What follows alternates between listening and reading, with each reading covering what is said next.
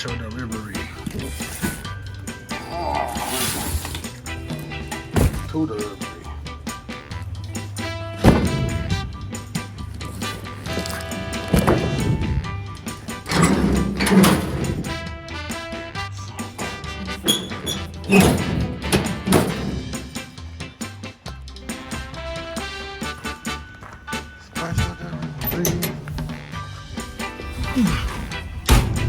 Special delivery. Ooh. You see that? Ooh. Oh, Eldebrock carburetor is on the money. Factory cup holders. Tunes. Gotta make their own on that deal.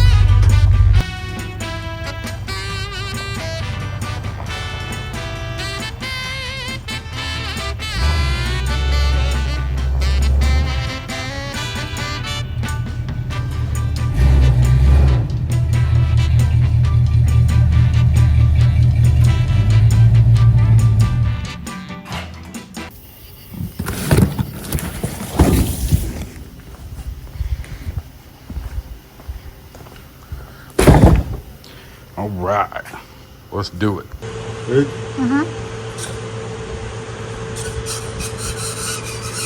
Still good? Yep. All the way good?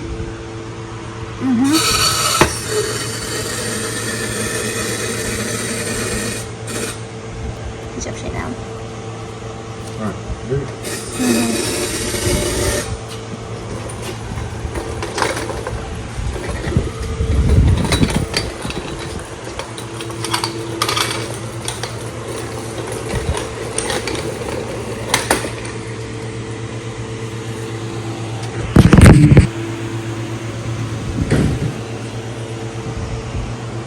Perfecto.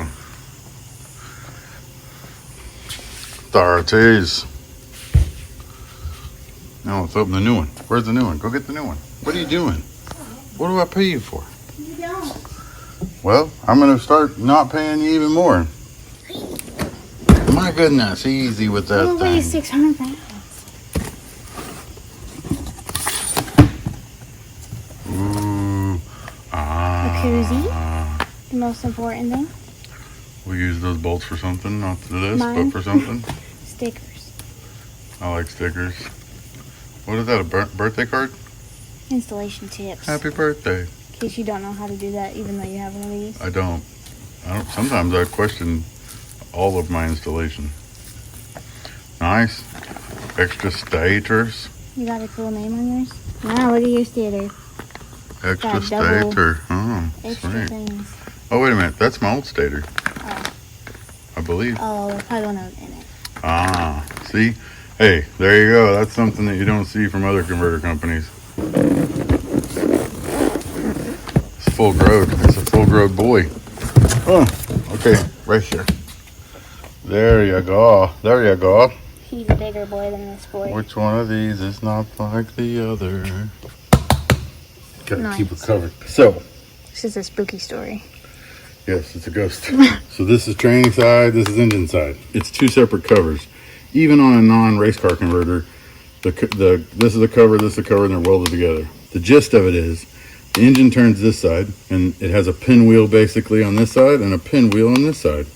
And the fluid is in between, and the engine turns one pinwheel, pushing the fluid against the other pinwheel, and all the different angles matter and all that good stuff. But the very simplest way to explain it is pinwheel, pinwheel. This turns the transmission input shaft. Or actually, well, this does. This turns the pump. But inside here, there's a piece that turns the transmission input shaft. The fluid gets redirected, blah, blah, blah. Torque multiplication, blah, blah, blah.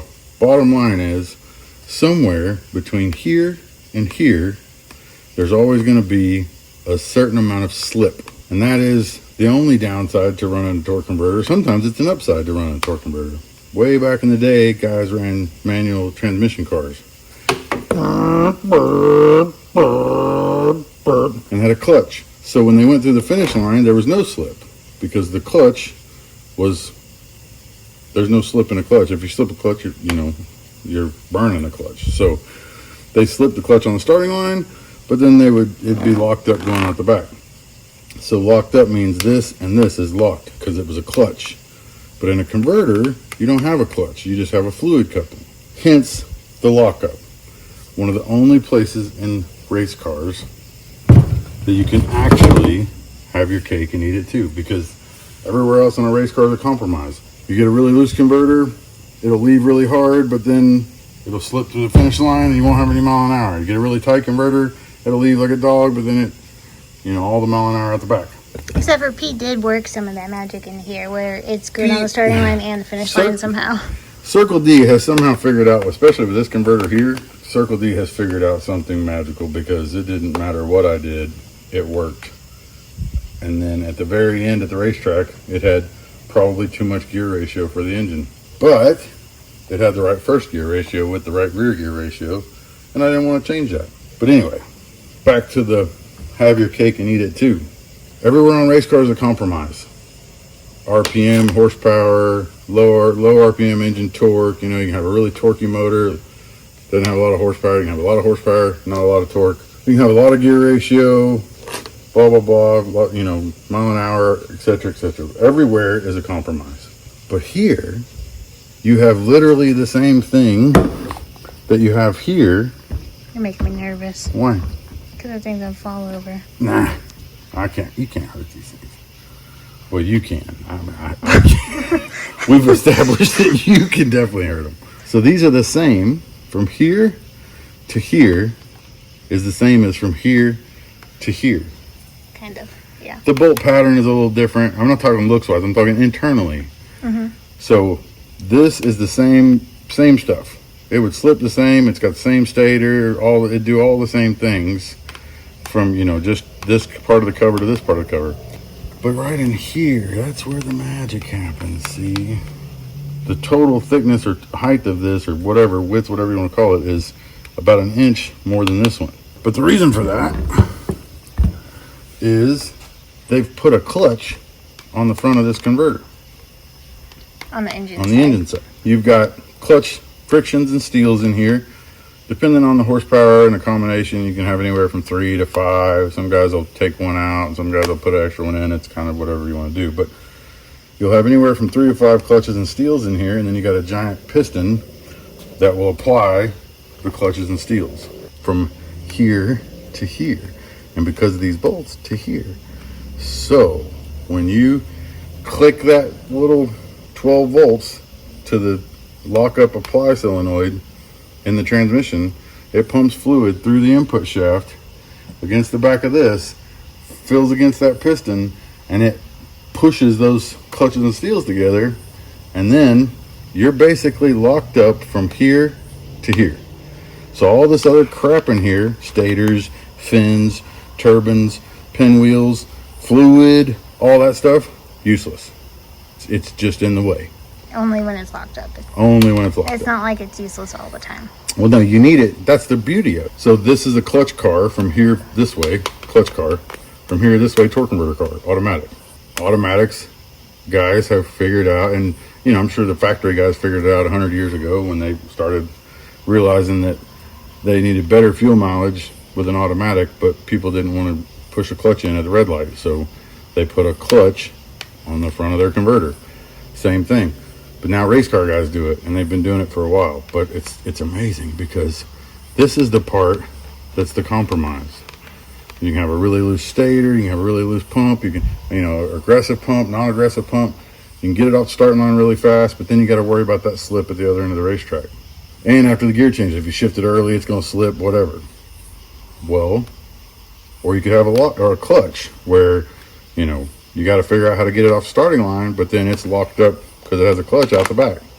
This deal has both. So you run the torque converter on the, on the starting line, and then just as soon as you can get rid of the torque converter, you lock that clutch up. Back in time. Marty McFly. Not sure if that made any sense to anybody, but man, in my brain, I love it. With all that being said, before I have a bunch of people jump in the comments and tell me, you can do all that with a converter, you can. You can go just as fast with a converter as you can in a lockup. It's been proven, it's been done, NHRA Pro Mod. They don't allow lockup in a turbo combination, and they figured out how to go just as fast, even the Pro Charger guys, just as fast without a lockup.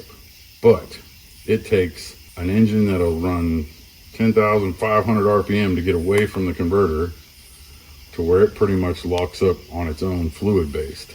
And it takes a lot of testing and really wicked transmissions and pressure manipulation and all kinds of crazy stuff to make it happen. But you can do it. Or you can just shove one of these bad boys in there. This way, you can run a really loose converter, loose stator, get it off the starting line, slip it, spool it, all that stuff, and then lock this up, and you got a really tight converter out the back, so you can actually have your cake and eat it too. So as you can see, if we were to just put this, on there, it would the bell housing wouldn't even bolt up to the engine because this would be sticking out. So, yep. But we have a bell housing that's inch and a half, whatever, longer for the lockup. And then we're gonna put need that about that much of a shorter drive shaft. Yep, and then we need a shorter drive shaft, which I believe we still have all those things. So. Well, sounds like you got a lot of stuff to do. Oh yeah. Here you go. My favorite kind of stuff though. Progress. That is the can off my car. Aluminum, made by Trick Titanium. You know, grade 8 bolts and stuff. I mean, it's just a good strong can that'll keep your feet and legs intact if a converter or something explodes. And you can kind of see why that is. Like, has a lining inside. Here, I'll show you on a better picture. Hang on. And then this is the can we're going to be using. This is a all billet titanium can, whereas this one's aluminum. This one's all titanium. Titanium bolts, titanium everything, and it is taller for the taller lockup converter. It's got about all the bells and whistles you can ask for, but here's the reason why I always run a can. Even the aluminum can will keep your legs intact if a converter or something explodes. Not that they will, but you just never know. So these cans are tested with crazy amounts of, you know, pressure and whatever, and they're made from the baddest material, blah blah blah, but they have a liner inside. See what I mean? And that liner is tested with the titanium behind it, and it's tested to like something, you know, astronomical. And if it spins, and whatever's in there, if it's spinning against this, it'll break this little bolt off, and it'll spin until it basically galds into the titanium, and it slows down and stops. And it just keeps your legs intact, you know. I like my feet. You know, it's hard to drive without feet. There are people that do it, but it's not easy, I'm sure. And you know, you gotta love a company that always spells your name right. Gotta love it. This one's really old, and they did it back then, and I had really good luck with it. And I told them this time, don't, make sure not to correct that. I want it spelled exactly the same way that it was before.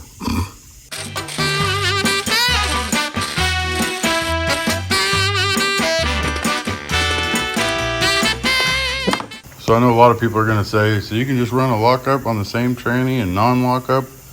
You can go from lockup to non-lockup and back with the same transmission. And the reason for that is it's really cool. It's a Rossler deal. It's really cool because the fluid for the lockup comes out of the input shaft here and goes against the piston and pushes on the clutches.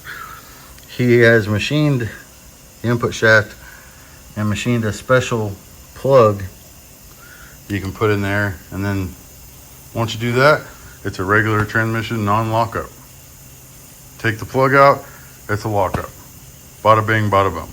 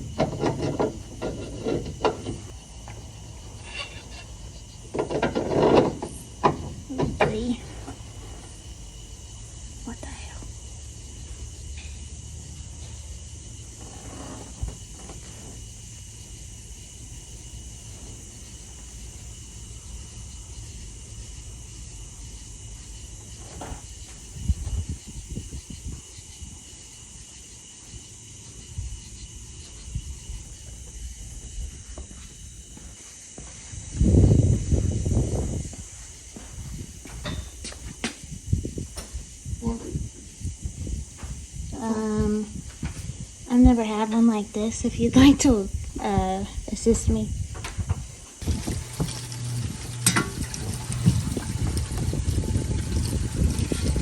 It has been more passes this time than usual between checking it or whatever. Mm-hmm. So, yeah, but I've never had that many deals on there. Like that much shavings. Mm-hmm.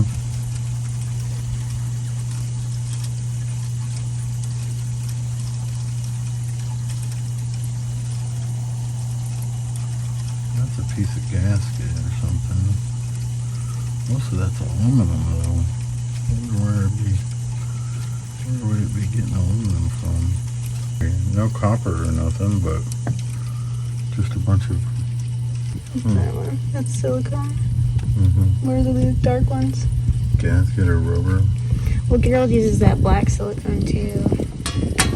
I mean, they're not thick though. Yeah, they're very thin, but it's like big pieces. It's weird that it's thin aluminum shavings. I was like, I'm just gonna change the oil and all that because I haven't done it in a while. I haven't checked the filter in a while. But I didn't think there was anything wrong with it.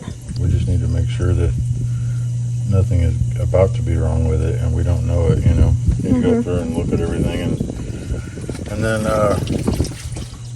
Reconvene. we'll figure out how many passes we got on it first, because mine looks like shit all the time, but mine got, you know, I always put a bunch of passes on mine. Usually it has some silicone or Well, and it's always going to have a little bit of metal. They always will, but because it's just the way Racing. Engines are friction, you know what I mean? They're just they're constantly eating metal, but that's more metal than I like to see, for sure. it's definitely more metal than we have seen, for sure. Let me calculate passes. Yeah, and then we need to look at where that aluminum could be coming from.